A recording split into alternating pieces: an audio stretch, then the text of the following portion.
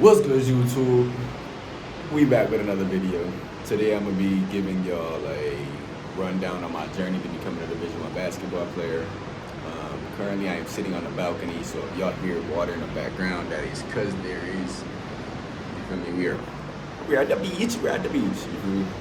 So yeah, today I'm gonna just give y'all like a little rundown of how I became, or how I've been blessed to be in a position to be a Division I basketball player. Somebody actually requested this video, so that's why I'm going to do it. So before I even get started, make sure you like, comment, and subscribe. And if you appreciate the video, let me down below what you think. You feel me? Things like that. If you got any questions, I can answer that too. So let's get started. I'm going to start from when I was young and then give y'all a whole rundown of like growing up. So when I started playing basketball at like 3 years old. That's when my dad had just got out of prison, so he had came back home. I got into basketball, where they kind of figured out that I was like liking basketball, because they said my first words was ball, and my mom never really knew what ball I was talking about, because as a little boy, you have all types of sports balls. You feel me? So yeah, my dad figured out it was basketball. So, and my dad had played basketball, so. Yeah, so I started playing at the age of 3. Of course, I don't really remember too much of that. I remember vividly, like, I used to shoot on the little hoops. That's about the most I remember. I don't think it was at the age of 3 that I remember that, but I do remember doing that. So growing up, I started AAU in 3rd grade. Yeah, I started AAU in 3rd grade. I'm from Milwaukee, Wisconsin, so I played for the Running Rebels, which is where Kevon Looney came from, Trey Jefferson, a lot of big names. So I played for them. That was my team, 3rd grade, basically throughout. When I first started, I was not really good at basketball. I was the worst on my team for sure. Like back then, I could just shoot, like just catch and shoot. But yeah, that kind of forced me to be more interested in, because I had to work to earn it, you feel me? So like around 5th or 6th grade, like between that 5th and 6th grade transition, like to summer, is when I actually started taking basketball seriously. I remember like the 5th grade summer, there was a park where we had like 3 parks in my neighborhood, and in one of the parks, it was like I was there like the entire day, like being there every day. Me and my little brother would go there. We would literally, I remember us we wake up at 7 a.m. I'm in 5th grade, he's probably in like 1st grade or something around there. And we're just going to the park just to play basketball. So I was playing basketball all day from 5th grade to 6th grade that summer. And that's kind of when I got a lot better. So in 6th grade, I had stopped playing for the Running Rebels, and I didn't rejoin them until either 7th or 8th grade. I think it was 8th grade summer. For 6th grade, I went and I played for Luke Chapman. He was a big man back home in Milwaukee.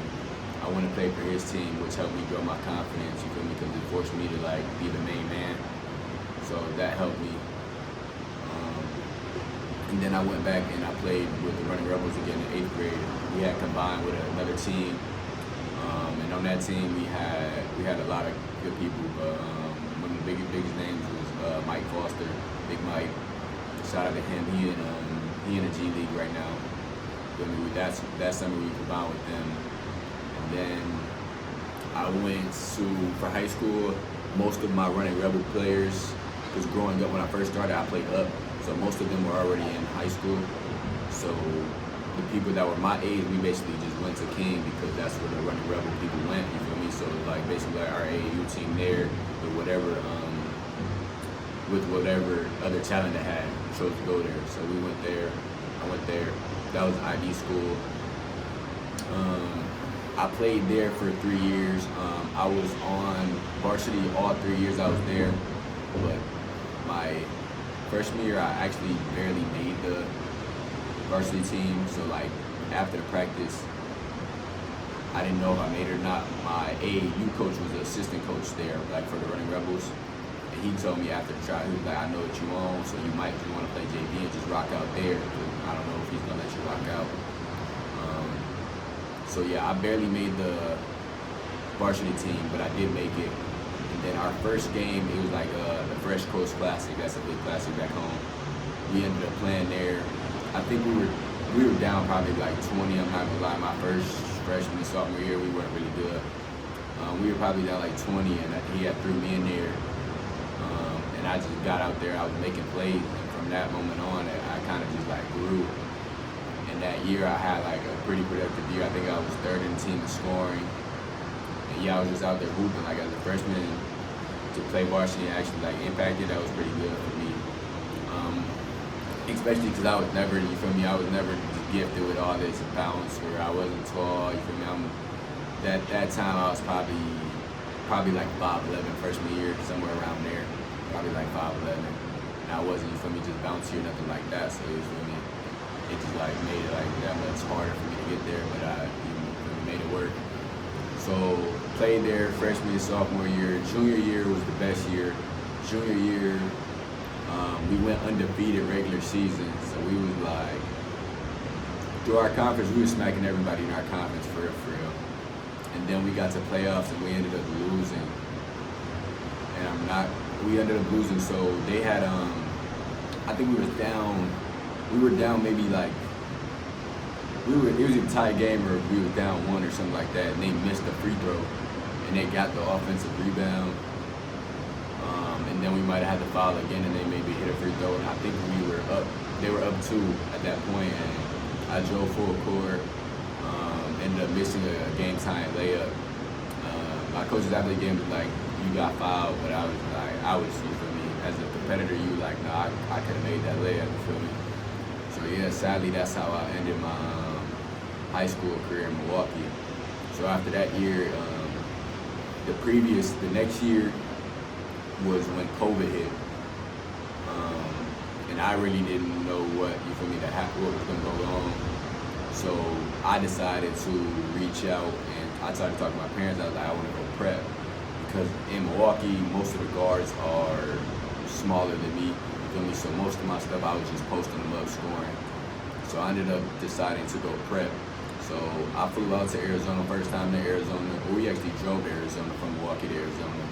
My family don't really, you feel me, come from a lot of money. So we drove to Arizona, trapped it out. So we drove there.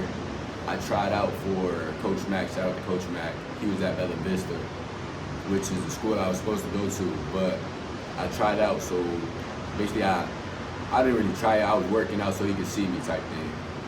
And he was messing with me, so I was going to end up being his starting point guard over there. But they didn't give him enough money, so he ended up leaving, which kind of left me like, dang, what I'm going to do now? Because I was back at the crib at this time. I only went down there for like a weekend or a week or something like that, you feel me? Just to work out, you feel me? So I ended up going back to the crib. He didn't take the job. They didn't give him enough money. He had a family to take care of him, so you can't be mad at that. So after that, it was like kind of like up in the air what I was gonna do. But then, mind y'all, I had told my Milwaukee City coaches this, right?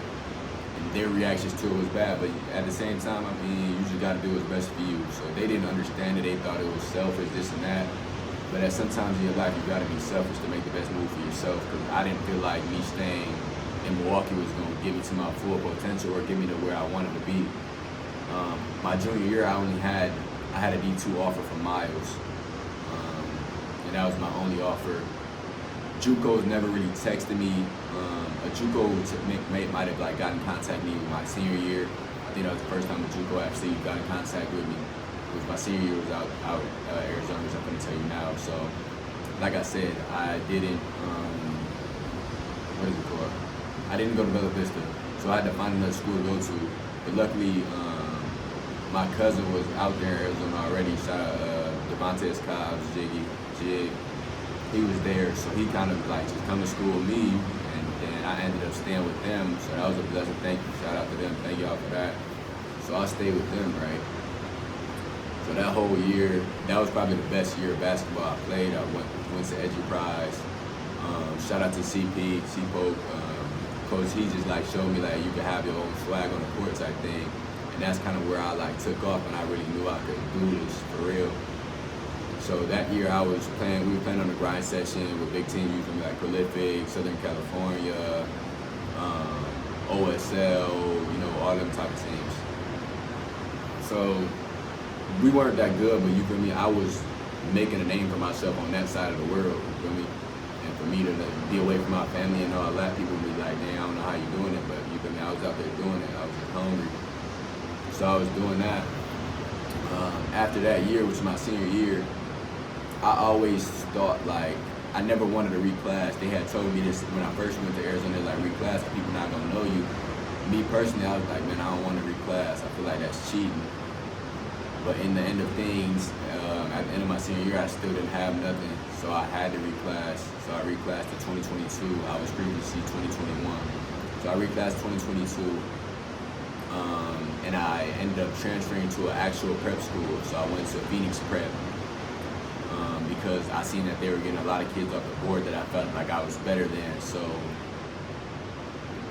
and also, yeah, the EduPrize, like between the summer of EduPrize and me going to Phoenix Prep, I had already made my decision to go to a Phoenix Prep, but some D2s did want me, but I was like, I didn't want to go D2 because of the players I was just playing. I was playing against, you feel me, high major kids that went high major, so I was like, I don't understand why I can't do what they're doing. So it kind of was like a comparison thing, which I kind of dealt with my whole year at Phoenix Prep. I went through some mental things. I just wasn't, you feel me, it wasn't what I expected it to be. It wasn't going how I expected it to be. And it kind of forced me to go through something that was for the better for myself. But yeah, I went through that. After Phoenix Prep, I didn't have anything. I had nothing. So from the summer after that year, I ended up playing a few tournaments for AAU. Still had nothing. Oh, I forgot to tell you, I'm sorry, my fault. Back it up. So from EduPrize to Phoenix Prep, right? I told you our D2 schools wanted me. Texas A&M Corpus Christi also wanted me, but I had already made up my mind. I'm somebody that once I make my mind up, I just stuck there. I had already made up my mind that I was going prep, so I just went prep. So fast forward, after Phoenix Prep, I didn't have nothing. I didn't play good for real that whole year. I mean, my numbers was like dang near triple-double almost every game. I was near triple-double, but it was like I just wasn't playing like myself because I wasn't me, you feel me? I was messed up mentally because I was comparing myself to people or places I think I should have been and should have earned. So I went through that, and then I was ready to go JUCO. After a while, I was like, okay, the Division I schools aren't gonna come, and I know people go JUCO and they kill, they get offers. You feel me? I was looking up point guards that went JUCO, and you feel me, went and D1 out of that. So I was like, okay, I'm gonna be that kid. I'm gonna be that JUCO kid. You feel me? That dog that had to go out and get it his own because I've been doing that my whole life. But then, like, literally, as I'm thinking and I'm telling a coach like that I'm gonna come to his JUCO, I get a call from my Phoenix Prep coach, and he's like, "This school wants you,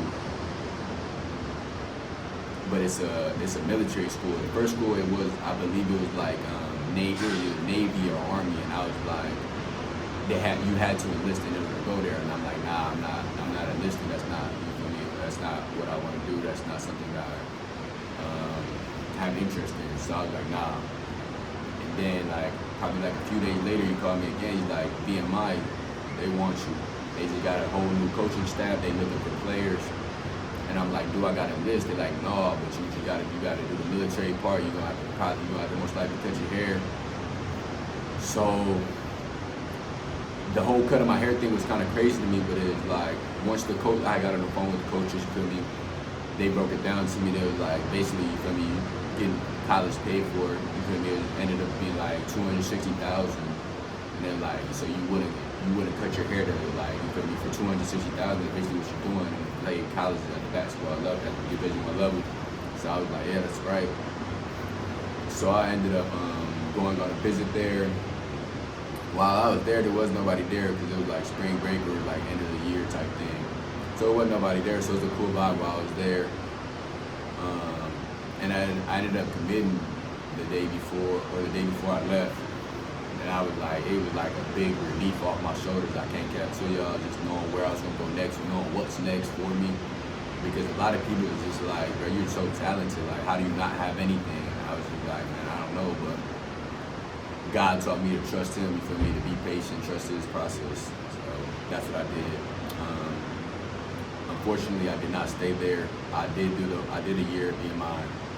And then after the year, I went through a lot of stuff, you feel me, just like going to military school, and it wasn't for me. But I grew appreciation for like people that do go into the service, but it wasn't for me. I didn't want to continue to live like that, so I ended up entering the transfer portal. That was the biggest recruiting that I've had when I entered the portal. Over like 30 schools called me, and I enjoyed the process. You feel me? That process. I'm sitting at from the day the portal open to like a week after, I'm sitting at my table, like just taking phone calls, schools calling me, telling me they want me, telling me how they see me for their system. But after about a few days, Georgia State, they had called me the first day too, but they had started piquing my interest because they seemed real, they seemed genuine, you feel me? I felt like I had a connection with them, I haven't even seen them. So I ended up, you feel me, choosing to come here for a visit, and then I ended up committing on my visit as well. So yeah, that's how my journey looked at being a Division I basketball player. But what I've learned through it, man, for anybody who's watching this, you're in high school. If you're in high school, you're in middle school. If you're in middle school, just continue to work. Pay attention to the rankings, but don't let the rankings affect you. You feel me? Like, if you're not high in the rankings, have that be fuel to you, but don't like have it upset you like I did, where you go through a mental state. As far as high school, man, just hoop and put yourself in a position to get to whatever level you want to get to. But at the end of the day, playing college basketball is a blessing, you feel me? But I would say that don't compare yourself to anybody else, people around you, your friends, people that you play against that you think you're better than. Do not compare. That is going to lead you to a state of depression like I went through. I would say that. I would just stay true to the grind, and value the connections you make on the way. You feel me? Don't get so caught up in just the basketball. Like, really connect with the people around you, because you can make a lot of connections through just basketball from growing up. Like, I've made a lot of connections that I truly and genuinely appreciate. Yeah, that's my journey to become a Division I basketball player. I hope y'all liked it. If y'all did, like, comment, subscribe. Comment, let me know what you think. If you got any questions, if you have like anything that you want to talk about, you feel me? If you're going through something, you need help, like just let me know in the comment section. But yeah, we out, gang.